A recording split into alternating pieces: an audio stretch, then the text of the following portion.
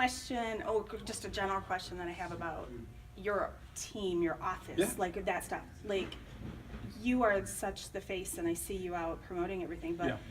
who helps you? So I've got 5 other guys that are basically on W-2 staff with me. Okay. And so they're there, we work 10 o'clock to 5 o'clock, because some of the other guys have families too. Yeah. I like to wake up, we eat cereal and everything in the morning, that. and enjoy, time with family. Get up, be to work at 10 o'clock and be ready to work, because we're not working long. So 10 to 5, and we crank it out.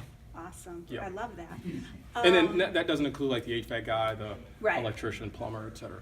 So when you were showing us the sample earlier of like the hard numbers and all of that, Yep, are yep. you the only one that's doing all of Yeah, that stuff? oh yeah. I won't, it's like, somebody told me, never allow anybody else to sign your checks. That's the same thing. Okay. Somebody else can sign off on this is what we're gonna charge for this whole house, or this whole project. That's like me signing off on it. I wanna be the only one. I'm the Yeah. only one that signs the checks, because I'm the only one that can say, I'm willing to take a loss on this, or this makes sense here. Okay. I just don't wanna take that risk, or put it in somebody else's hands and allow, Well, that's good business management too. Yep. So I love the fact, so I told you this a little bit earlier before we got started, but the first time that I met you, I loved your energy, I loved your spirit, I just loved your warm smile, you're very approachable. Oh, awesome. And I think that so often we run into where the younger generation, and I'm not exactly sure of your age, but I know you're younger than me. 32, 33 tomorrow. Okay, well, you've got great work ethic. Thank you. And that's so hard to find now. And I love the fact that your priority is not your pockets necessarily, Right. although you have to make a living. And I'm sure you're doing great with your family, but that you're giving back to these communities that Yep. really, really need it.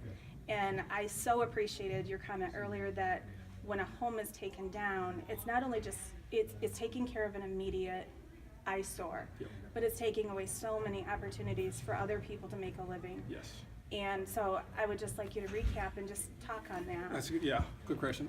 Great question. So every time a house comes down, I'm going to average the tax bills to be like $2,000. So every year, $2,000 is off of the revenue books.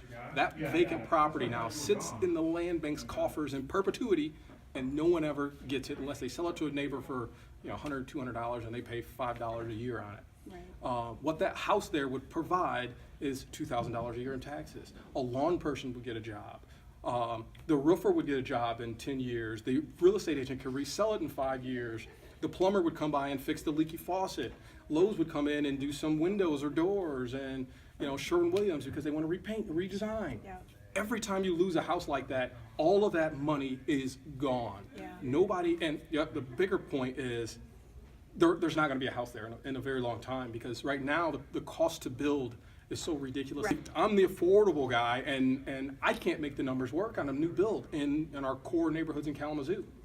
I love, and I never thought about it that way and when you said that, there was such a light bulb moment for me, thinking about all of the opportunities for people who have jobs and small businesses and stuff that are losing out, and I would really hope that the community would take that to heart and really listen to that, and the powers that be that are making those decisions to demo those properties are really listening to that, because I think that's extremely powerful. It is, and because it's easy to say, oh, that house is blighted, let's eliminate the blight.